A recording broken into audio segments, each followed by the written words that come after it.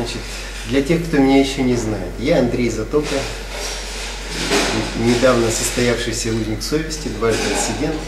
Я не уверен, что это мое обращение услышит руководство Туркменистана, но все-таки надеюсь, что кто-нибудь когда-нибудь это услышит, и, может быть, до кого-нибудь это дойдет. Та политика изгнания общественных активистов из страны, которую сейчас проводит руководство, на мой взгляд, является весьма губительной для Туркменистана. И достаточно в скором времени проявится и ударит по тем, кто все это дело и организовывает. Во всем мире общественники являются не просто инициаторами каких-то идей, не просто возмутителями общественного спокойствия. Это прежде всего совесть общества. В общественное движение идут люди не за деньгами, не ради каких-то привилегий. Там нет ни больших денег, ни привилегий, ни карьеры.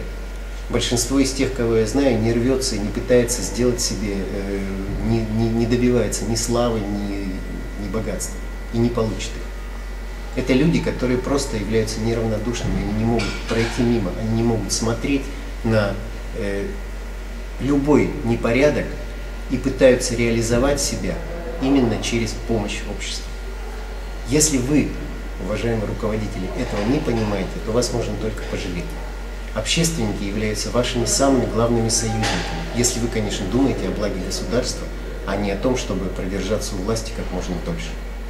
Даже если вы думаете о том, чтобы продержаться у власти, общественники и здесь являются вашими союзниками, потому что они могут подсказать вам то, что вам не скажут ваши ближайшие, ваши подчиненные и ваши партнеры. Вам не скажут это представители транснациональных корпораций, они будут вам говорить то, что приятно вам услышать, чтобы продать то, что у них есть, и получить прибыль в двойном, в тройном размере, невзирая на возможный ущерб для экономики страны, для ее культуры, для ее будущего. Общественники, и особенно экологические общественники, являются вашими стратегическими партнерами в борьбе против транснациональных корпораций, против их всевластия, против их жажды прибыли, ради которой они могут легко приносить в жертву судьбы целых народов. Когда вы это поймете, вы начнете налаживать партнерские отношения с общественными организациями, вы будете поддерживать их и заботиться о том, чтобы ни в коем случае активисты не превращались в пособников транснациональных корпораций, чтобы они сохраняли свою независимость и принципиальность. Запомните, пожалуйста, лучшие друзья – это не те, кто вас хвалит, это те, кто вас критикует. Научитесь, наконец, отличать искреннюю, доброжелательную критику от критиканства, которое иногда допускают журналисты, ну, ради сенсации, ради просто какой-то, ради скандала, ради тиража.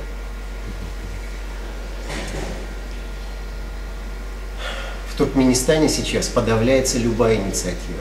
Самым репрессивным ведомством оказывается, как ни странно, Министерство образования. Они просто довели уже страну до того, что ни в школе, ни в вузе никакая инициатива студентов или учащихся не поддерживается. Нет внеклассной, внешкольной работы, нет кружковой работы. Любая наука, которую сейчас провозгласили и пытаются развивать в Туркменистане, восстанавливать, она начинается со школьных кружков, с поддержки интереса у детей к учебе, к изучению науки. Если этого не будет никакой науки в Туркменистане. Если не будет своей науки и образования, страна превратится в колонию какой-нибудь другой, более развитой страны. Это закон общественного развития, который никому еще не удалось нарушить.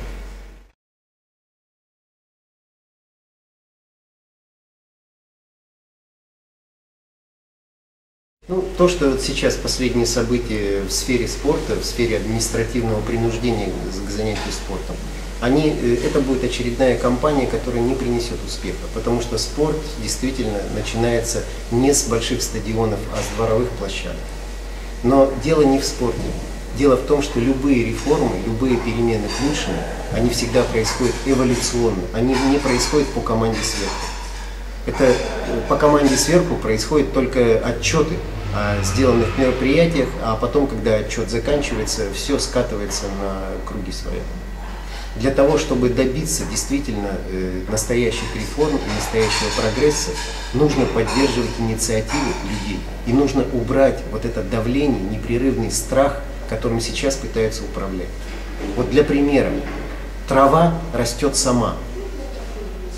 Но если вы будете эту траву истреблять или наоборот пытаться тянуть ее, чтобы она быстрее росла, результат будет один и тот же. Травы не будет. Мне, как экологу, всегда было очень больно видеть, как у нас постоянно перекапывают землю, постоянно уничтожают дикую растительность, и при этом не могут вырастить ничего культурного. Потому что убитая земля ничего не производит, она не плодородна. Нужно заботиться о том, чтобы было плодородие почвы. Нужно заботиться о том, чтобы было плодородие населения. Чтобы люди сами хотели что-то делать, чтобы они поддерживали реформы, а не смотрели на них как на очередное мероприятие по команде сверху. Очень простое объяснение, почему население не поддерживает власти. Потому что власти сами не доверяют населению. Это проявляется на каждом шагу. Перестаньте, наконец, бояться собственного народа, собственного населения. Сократите, наконец, в разы сократите службы безопасности. Потому что не нужно в такой мирной и спокойной стране столько бездельников, которые за большую зарплату занимаются тем, что подавляют последние остатки свободы, последние инициативы. Займитесь, наконец, делом. Не нужно тратить столько сил на охрану границ и на поддержание вот этого мнимого благополучия. Причем даже не благополучия, а ситуации, состояния полного паралича, как бы чего ни случилось. Начните, наконец, наказывать чиновников, которые запрещают и подавляют инициативу.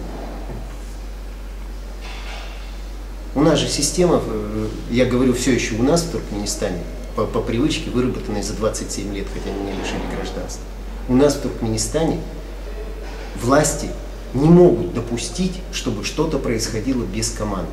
Я это считаю детской болезнью. Это признак полной политической незрелости.